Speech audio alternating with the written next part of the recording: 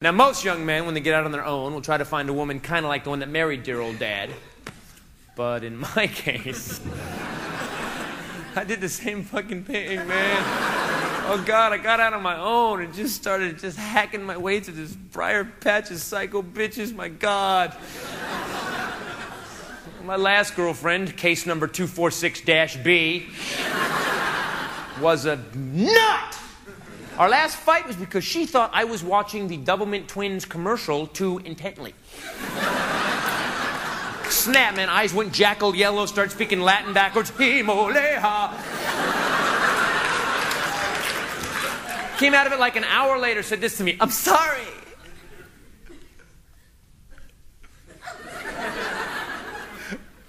Ooh. I have a sugar imbalance.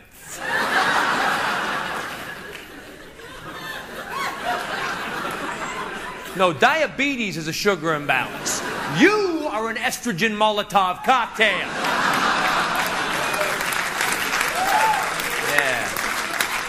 Yeah, I wish I'd said that. I'm gonna spend a night in jail because of that woman. But they don't let you stay in jail just because you're afraid of your girlfriend.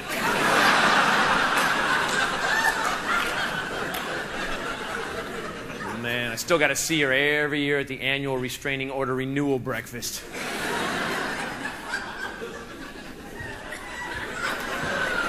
See, she had a little quirk, a little glitch. We'd get in an argument, I would present my side of the argument. Her retort would invariably be to punch me in the face. 'Twas a sugar imbalance.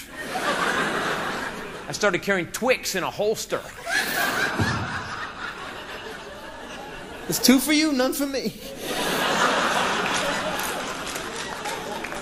And the weird part is, this girl had, you know how people have a build to anger? She had no build to anger. Like, you know, so you're fighting with someone, they're getting really pissed. Man, I should only piss them off a little more, then I better stop. You know? She had none of that, man. She had two speeds. I love you and a... And the only hint I ever got she was about to snap was a second before she would snap, the room would smell like ozone. Her and I had a fight Christmas Eve watching Rudolph the Red-Nosed Reindeer, where I ended up calling the cops. Yeah, that earns me a white trash black belt.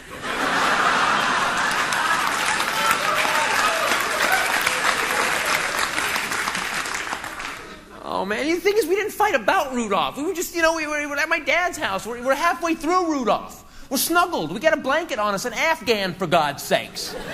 Ironically, the most peaceful of all blankets.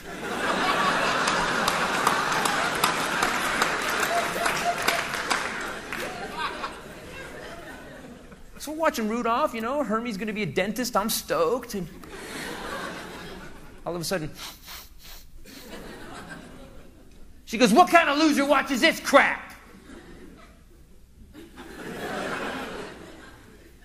I said, "Hey, Twix." Punch me in the face. So I picked up her $200 Ferragamo shoes, went to the front door, opened it, winged them across the street. Yeah, because I knew they'd get her ass out of the house. She was that kind of woman, man. Chase a designer label like a fat guy after a velour jogging suit. But I'm so afraid of her, the second she leaves, I start locking doors and windows like I'm Anne Frank.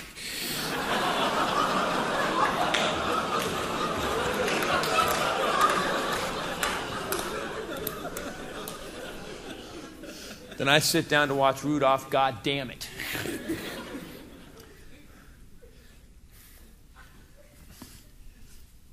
When all of a sudden there arose such a clatter.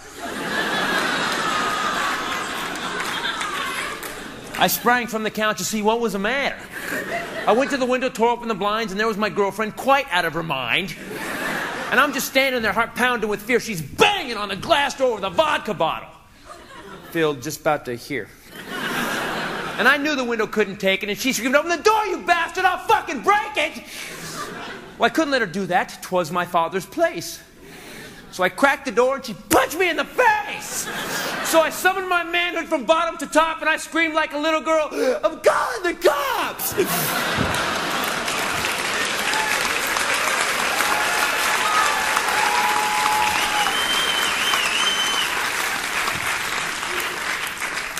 So I go down 911. She grabs her stuff and bails. Now, by the way, she was a 5-foot, 100-pound Jewish girl, and I still haven't forgiven the Jewish people.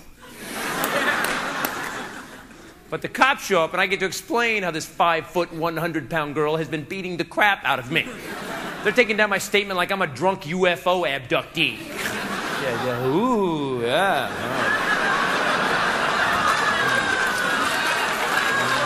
Oh, ooh, wow. And I'm just sounding stupider and stupider. Man, I know she's this big. She's got to hook you wouldn't believe, dude. She just fight. It's like fighting a gopher on crank, dude. She just gets in on you. Yeah, we believe you, Mr. Titus. I think we're going to get Mulder and Scully in on this one. Yeah. I mean, they're not doing anything because Fox canceled them, too.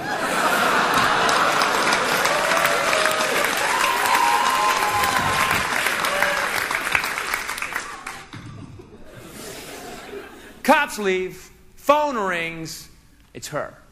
She goes, I took your father's camera and all his lenses. You don't come to my house right now, you're never going to see that camera again. I just want to break up with this bitch, now it's a hostage situation. About that time, my dad comes home from a Christmas party. How you doing, Christopher? I'd like you to meet your new possible mommy. I tell my dad my name, he goes, screw it! You didn't need that witch anyways. I said, Dad, she took your camera. Well, you best apologize to the young lady then.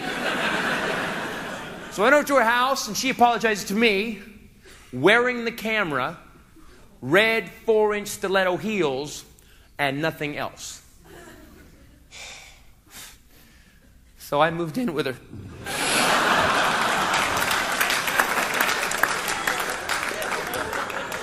I'm behind the fan, but the booty is good. Well, I moved in with her, you know, 'cause people aren't all bad. She didn't have, you know, she wasn't all bad. She had some good things. She had the one good thing, you know. Like, you know, at the time I was dating her, I was a struggling comedian, and, you know, and no matter how hard I struggled, she always just really had that well-paying job. I was a man-ho for a couple of months there.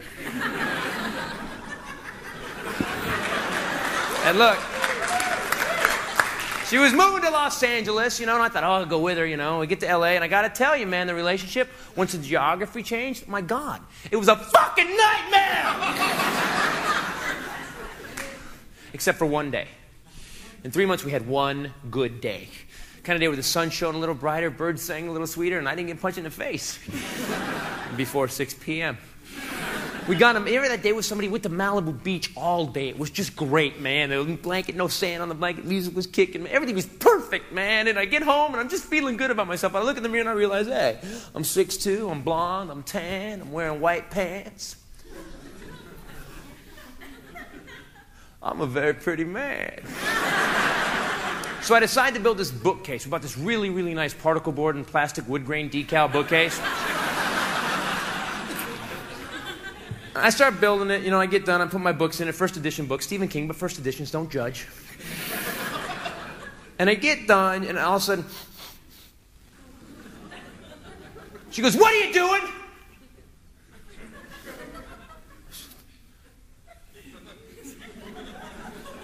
It's a bookcase. That's a book.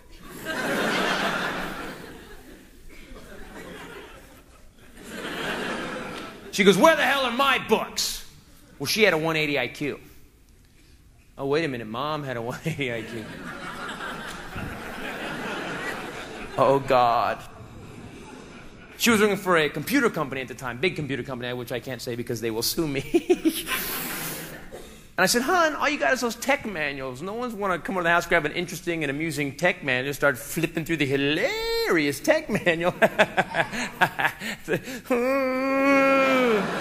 She goes, that's because your friends are too fucking stupid to read my books. Wham! And cracks me in the face. I said, hey, not all my friends are that stupid. That's it. I'm out of here. I grab my clothes out of the closet. She rips them out of my hand, stomps on it, cracks me again. I said, I'm